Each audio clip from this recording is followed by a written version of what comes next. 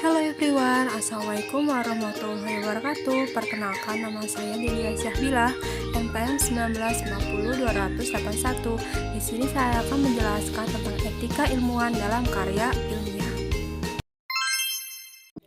Pertama, kita harus mengetahui apa itu pengertian dari ilmu, etika, dan moral.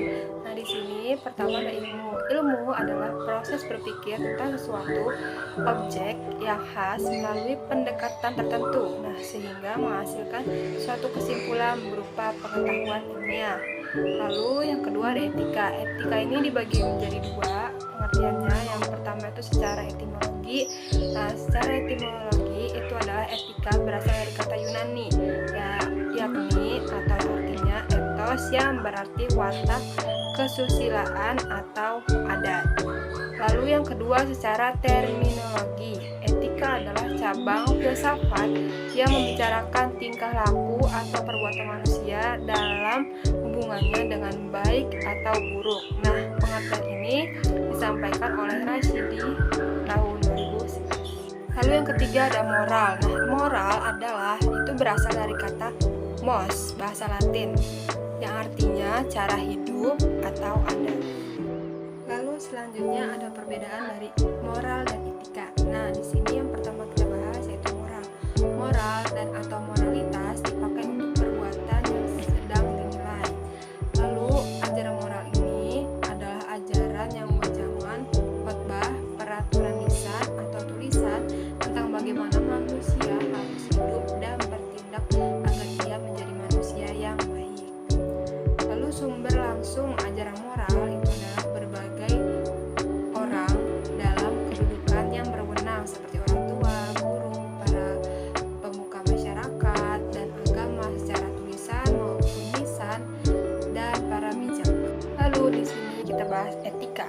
Etika itu mencakup analisis dan penerapan konsep seperti benar, salah, baik atau buruk, dan bertanggung jawab.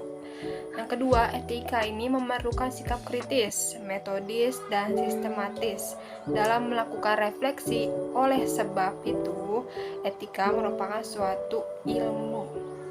Lalu yang terakhir, etika ini sebagai suatu ilmu atau objek dari etika adalah tingkah laku manusia. Selanjutnya ada etika dan ilmu. Nah, yang pertama kita bahas yaitu ilmu. Ilmu dan teknologi itu menimbulkan gejala dehumanisasi. Manusia kehilangan hakikat dirinya.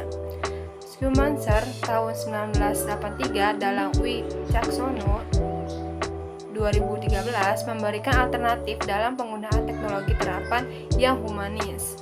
Nah, di sini ada dualisme dari ilmuwan terhadap ekses ilmu dan teknologi. Yang pertama, ilmu harus bersifat netral terhadap nilai-nilai baik ontologis maupun aksiologi. Golongan ingin melanjutkan tradisi era Galileo, yaitu kenetralan ilmu secara total. Yang kedua ada netralitas. Ilmu terhadap nilai-nilai hanya terbatas pada metafisik keilmuan saja, sedangkan dalam penggunaannya, pemilihan objek penelitian kegiatan keilmuan harus berlandaskan asas-asas moral untuk kebaikan manusia tanpa merendahkan martabat atau mengubah hakikat kemanusiaan. Lalu ada etika ilmiah. Nah, pertama Suseno 1988 dalam Rasidi 2011 menyatakan bahwa etika khusus dibagi menjadi dua. Yang pertama ada etika individual, yang kedua ada etika sosial. Nah, etika individual ini membahas kewajiban manusia terhadap diri sendiri dalam kaitannya dengan kedudukan manusia sebagai warga masyarakat. Yang kedua, etika sosial. Ini membicarakan tentang kewajiban manusia sebagai anggota masyarakat atau umat manusia. Lalu etika ilmiah merupakan nilai-nilai yang dipatuhi dan diikuti dalam dunia ilmiah dan penelitian. Nilai-nilai ilmiah dalam masyarakat perlu dibangun guna membenahi cara berpikir masyarakat, terutama dunia ilmiah. Lalu untuk membangun karakter dalam melakukan penelitian secara ilmiah, menurut Suharjana 2011 dibagi atas 5. Yang pertama harus trustworthy, menghormati orang lain, bertanggung jawab, adil, dan yang terakhir cinta dan perhatian. Yang terakhir ada tanggung jawab ilmuwan. Nah, tanggung jawab seorang ilmuwan menyangkut tanggung jawab moral dari segi profesional dan segi moral.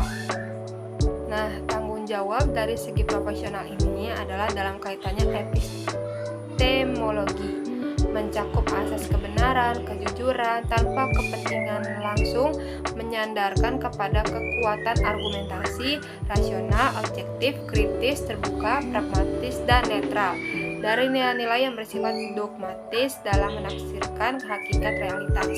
Lalu tanggung jawab moral adalah dalam hubungan membentuk tanggung jawab sosial, yakni pada dasarnya ilmu pengetahuan digunakan untuk kemaslahatan manusia. Ilmu digunakan sebagai sarana untuk meningkatkan taraf hidup manusia dengan memperhatikan kodrat manusia, martabat manusia, dan kelestarian lingkungan alam. Sekian dari saya, terima kasih semuanya. Bye-bye. Wassalamualaikum warahmatullahi wabarakatuh.